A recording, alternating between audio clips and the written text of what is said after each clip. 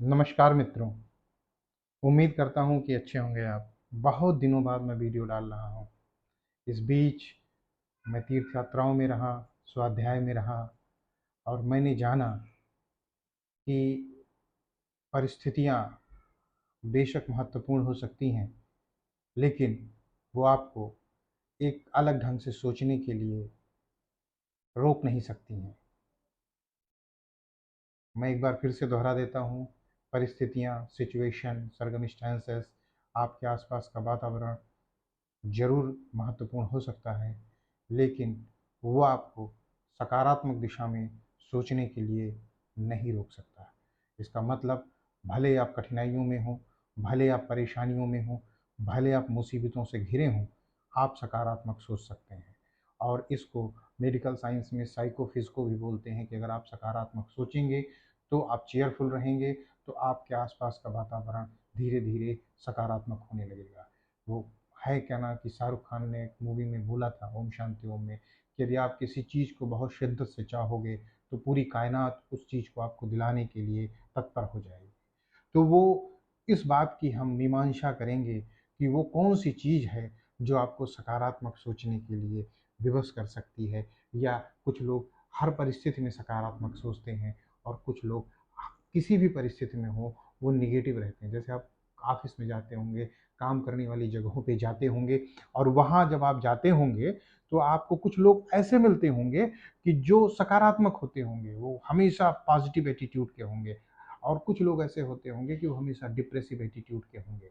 तो वो कौन सी चीज़ें हैं, वो कौन सी बातें हैं, वो कौन से ग्रह हैं कि जो है हमको सकारात्मकता की ओर ले जाते हैं, और वो कौन से ग्रह हैं जिन पे अगर नेगेटिव दृष्टि हो, जिन जो वीक हों, तो वो जो है आपको सकारात्मक सोचने में जो है मजबूर नहीं करते, बल्कि आप नकारात्मक सोचने लगते हैं। तो देखिए, एस्ट्रोलॉजी में हम सूर्य को आत्मा का कारक मानते हैं, और चंद्रमा को मन का कारक मानते हैं। चंद्रमा चक्षु सूर्यो जाता, चंद्रमा मनसो जाता। तो चंद्रमा आपका मन का कारक है। और जैसा कि हम जानते हैं कि चंद्रमा 15 दिन घटता है और 15 दिन बढ़ता है। तो जिसका चंद्रमा अच्छा होता है उसका सकारात्मक सोचने की शक्ति ज़्यादा होती है, और जिसका चंद्रमा वीक होता है उसके पास नकारात्मकता ज़्यादा होती है। तो जैसे कि चंद्रमा आपके मन का कारक है, तो भारतीय ज्योतिष में चंद्रमा को जो सिंबोलिज्म किया गया वो मन से किया गया। और मन मन जो है सारे शरीर का नियामक होता है। वो कहते हैं ना, कि कहावत है, मन के हारे हार है, मन के जीते जीत। इसीलिए इस कहावत से ही, इस लोकोक्ति से ही स्पष्ट हो जाता है कि जीवन में मन का कितना महत्व है।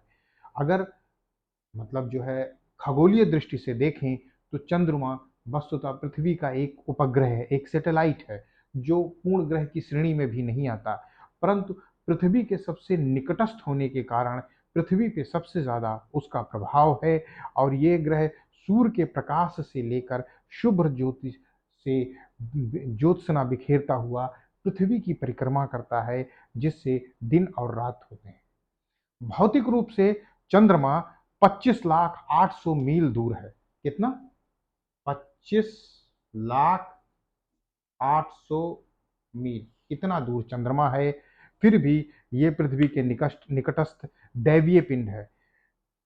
शास्त्रीय रूप से मान्यता है कि सूर्य की राशि से चंद्रमा 1,00,000 योजन ऊपर है। योजन हमारे जो है शास्त्रों की एक जो है दूरी नापने की इकाई है।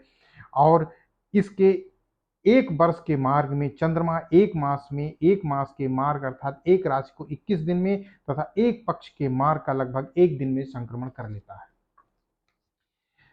अब पौराणिक कथा क्या है हमारी इसमें? पौराणिक कथा यह है कि ब्रह्मा ने जब सृष्टि का निर्माण प्रारंभ किया तो उन्होंने अपने मानस पुत्र अत्रि को अनुत्तर नामक तप करने का आदेश दिया। उन्होंने तप के दौरान महर्षि के नेत्रों से जल की बूंदें गिरने से जगत प्रकाशित हो गया। तभी दिशाओं ने स्त्री रूप में वहां उपस्थित होकर पुत्र प्राप्ति हेतु जल ग्रहण किया, परंतु वे उस दैदीप्यमान गर्भ धारण करने में असमर्थ रहीं। तो ब्रह्मा ने उस त्यागे हुए जल गर्भ को एकत्रित करके उसे एक तरुण पुरुष का स्वरूप प्रदान किया। फिर वे उसे अपने लोक में ले गए। वहां उस तरुण दैदीप्यमान पुरुष को देखकर ऋषि, देवता, गंधर्व, अप्सराएं उनका गान करने लगी, स्तुत करने लगी। कालांतर में उनके तेज से प्रभावित होकर प्रचेताओं के पुत्र दक्ष प्रजापति ने अपनी 27 कन्याओं का उनके साथ विवाह कर दिया।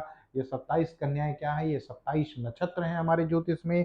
पुराणों में फिर से यह आख्यान आता है कि चंद्रमा अपनी एक ही पत्नी रोहिणी को ही अधिक प्रेम करते थे, बाकी पत्नियों से वो उतना प्रेम नहीं करते थे।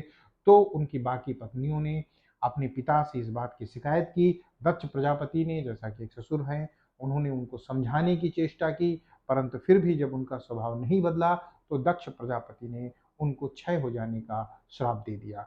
तो जब चंद्रमा धीरे धीरे उनकी जो ज्योति है वो क्षय होने लगी, तो अपने को स्वस्थ करने के लिए चंद्रमा ने भगवान भोलेनाथ की आराधना की और भगवान भोलेनाथ ने उनकी रक्षा की। तो जब भगवान भोलेनाथ ने उनकी रक्षा की और उन्हें अपने मस्तक पर धारण किया, तभी रामचरितमानस में नाई नाई है, शशि ललाट सुंदर सिर गंगा नयन तीन उपवीत भुजंगा।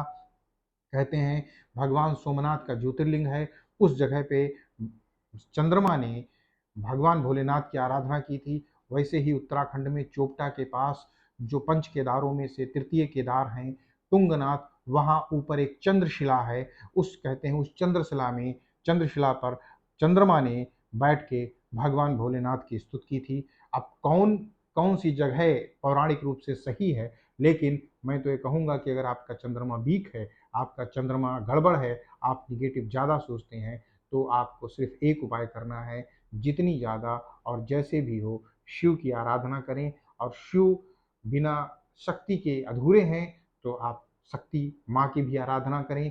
तो शिव और शक्ति की आराधना से आपके चंद्रमा धीरे धीरे जो है मजबूत स्थिति में आ जाएंगे। दिन का विशेष ख्याल रखें। सोमवार का दिन चंद्रमा का है, पूर्णिमा का दिन चंद्रमा का है। इन दोनों दिन आप विशेष रूप से शिव भगवान के मंदिर में उनको सफ़ेद वस्त्र, सफ़ेद चावल, सफ़ेद चीज़ें, सफ़ेद मिठाई, इन सबको चढ़ाएं। आपका धीरे धीरे चंद्रमा अच्छा होता चला जाएगा। और चंद्रमा जो है, अगर राशियों में बात की जाए तो कर्क राशि का स्वामी होता है और वृष राशि शुक्र के घर में उच्च का होता है और वृष में ही मूल त्रिकोण का माना जाता है। बृहस्पति के साथ इसकी युति गज केसरी योग का सृजन करती है। और चंद्रमा की नीच राशि वृश्चिक है, सप्तम भाव पर इसकी पूर्ण दृष्टि होती है और यह ग्रह रात्रि में बली होता है। पुराणों के अनुसार इनके पुत्र बुध हैं। वैसे चंद्रमा के सूर्य व बुध मित्र हैं। मंगल, गुरु और शनि इससे समभाव रखते हैं। अंकों में इसका भाग्यांक 2 है। सूर्य की तरह चंद्रमा भी कभी बकरी नहीं होता, सदैव मार्गी रहता है। शुक्र की तरह चंद्रमा भी स्त्री ग्रह माना गया है। इसका प्रिय रंग श्वेत एवं जल तत्व कारक ग्रह है। सौर ग्रह वाला दैवी पिंड चतुर्थ भाव का कारक होता है। वस्तुओं और